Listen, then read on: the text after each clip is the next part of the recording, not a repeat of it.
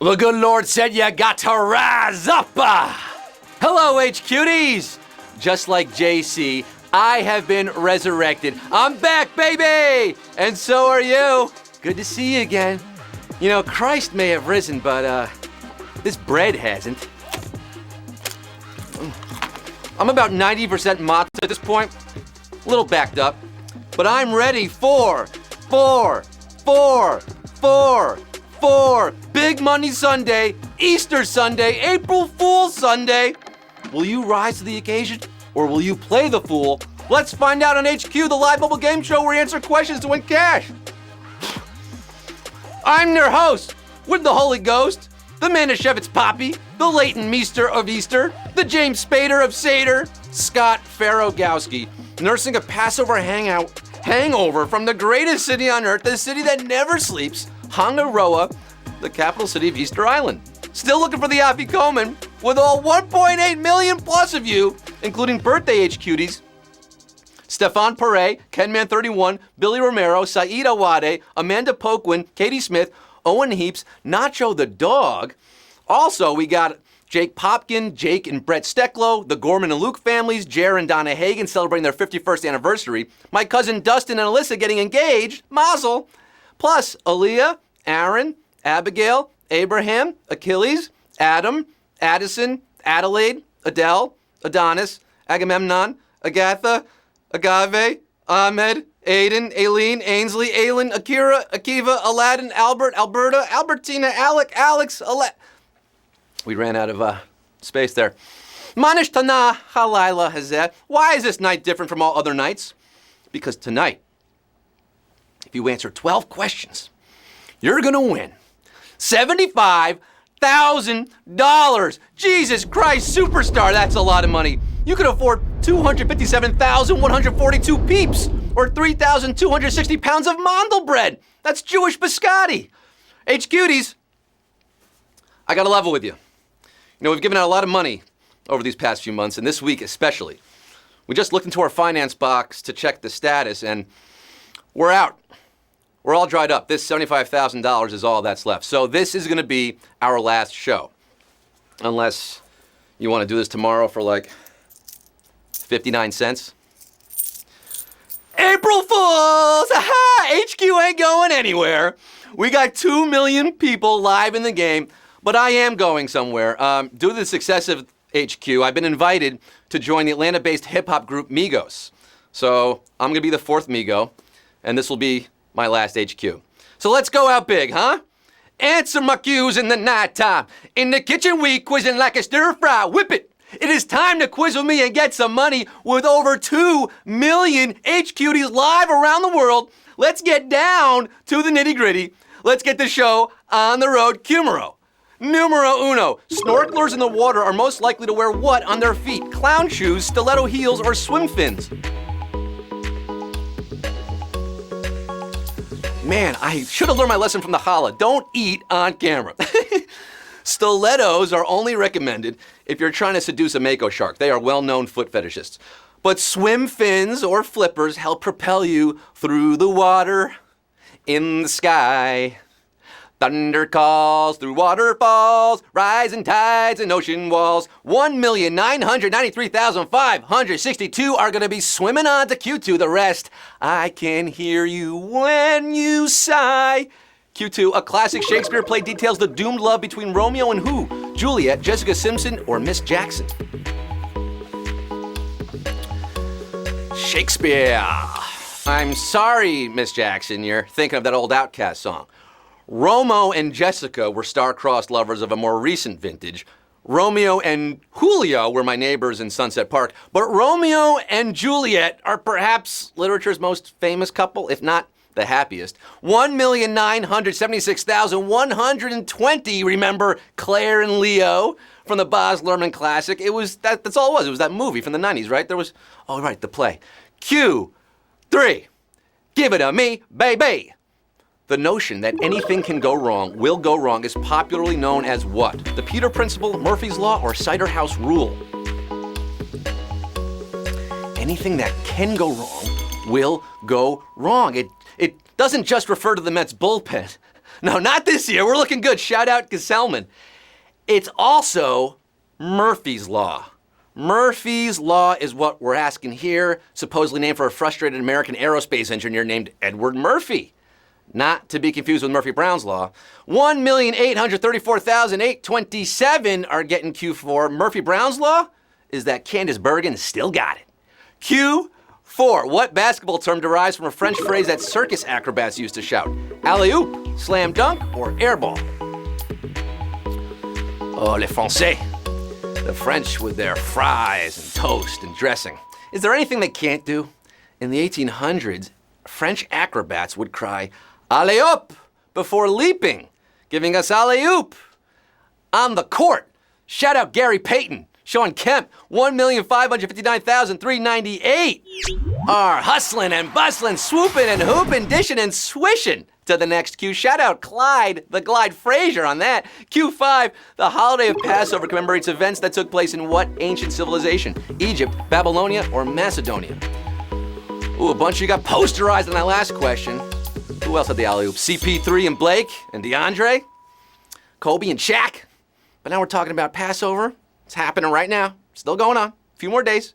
Crack a Bible much? Simple HQDs ask, what is the meaning of all this? And to them I answer plainly. With a strong hand, God took us out of Egypt, where we were slaves.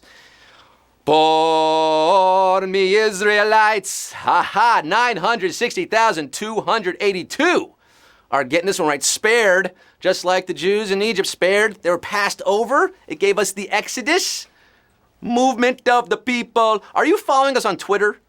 You want to move to Twitter and follow us at HQ Trivia? Do it, baby! We got a lot of stuff on there. Fun snacks for your brain. Maybe some clues for answers. We also have Q6 tonight. Which of these figures is known for wearing a Macintosh? Steve Jobs, Inspector Gadget, or Johnny Appleseed? A Macintosh. Dance with my dogs in the nighttime. Steve Jobs created the Macintosh computer. There's no K in there. Johnny Appleseed distributed the seeds of a Macintosh. Apple, no K or A in that. But Inspector Gadget, he wears a Macintosh, a full-length raincoat, and 438,693 of you knew that one. We just lost over 500,000. Ouchie, wowie. This question will self-destruct.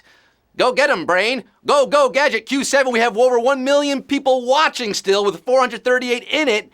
Q7, which of these punctuation marks can be found in an interrobang? Ampersand, pound sign, or question mark? That chief was always getting blown up in the mailbox. What gives, chief? Maybe change your behavior. One might use an interrobang to punctuate an excited query like, did you tap the right answer? It is a comedy blog curated by a former dentist, as well as an exclamation point and a question mark smushed together. Bing, bong, bang. Question mark's your answer. 185,676 are riding the Atero Bang Bus on to Q8 tonight. Give it to me. Which of these countries celebrates Easter with both an Easter bunny and an Easter bilby? Sweden, Canada, or Australia? Easter bunny and an Easter bilby?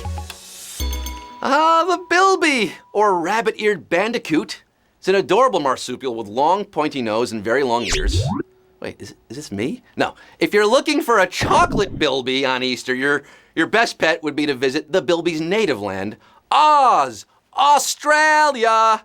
Australia, 164,262 getting it right. The rest of you, maybe the bilby ate your baby. 164, 262 have risen for Q9. The music of Rick Astley played a direct role in bringing down the leader of what country? Libya, Venezuela, or Panama? Rick Astley. You getting Rick rolled on this question? Well, long before Rick rolling was the popular term we all know today, dictator Manuel Noriega got Rick rolled right out of office thanks in part to U.S. forces blasting "Never Gonna Give You Up, Never Gonna Let You Down" nonstop at his compound until he did give up and surrendered as ruler of Panama. Bow, bow, bow, Panama. Look at this, an even splitsies just about here, 54,487. Remember, their 80s world history, and Rick Astley played an important part in our culture besides the Rick rolls that you're probably going to share on Twitter right now. Q10, who owns the NFL record for consecutive playoff games with at least 2 touchdown passes? Joe Flacco, Joe Montana, or Tom Brady? You got 2 Joes or a Tom. Take your pick. A lot of legendary quarterbacks in the NFL over the years, a lot of legendary playoff performances and obscure records, but this particular record belongs to the man who took the Baltimore Ravens to the most recent Super Bowl win in 2013. I'm talking about Joseph Vincent Flacco. Waka Flacco Flacco, baby. And we have our first savage question of the night. Bona fide, genuine savagery at Cumero numero 10.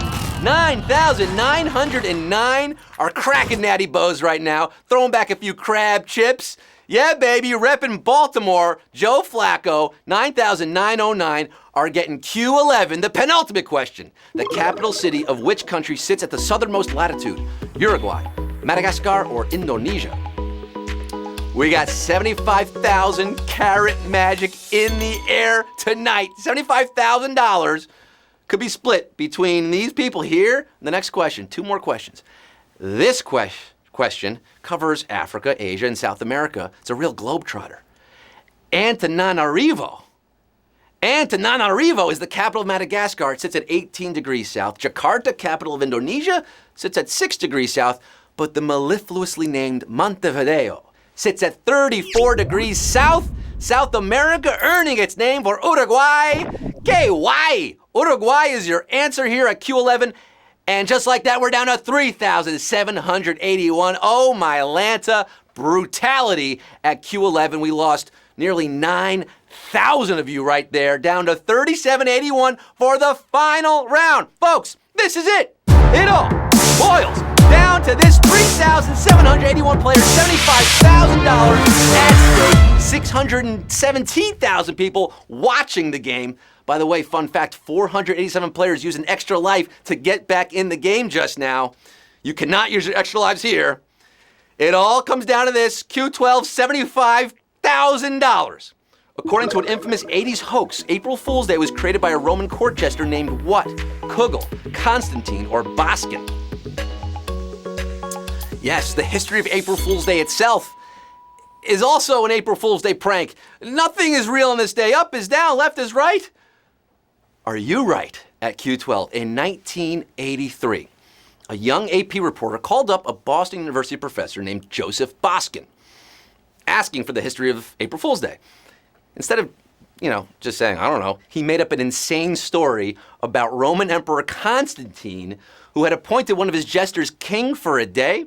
That jester king declared that day to be forevermore dedicated to absurdity, calling it April Fool's Day. The name of that jester that he gave it, he completely made it up, remember, was Kugel. Kugel was the fake jester on April Fool's Day, and 1,205 are our big winners tonight, baby. No jokes there. Yeah!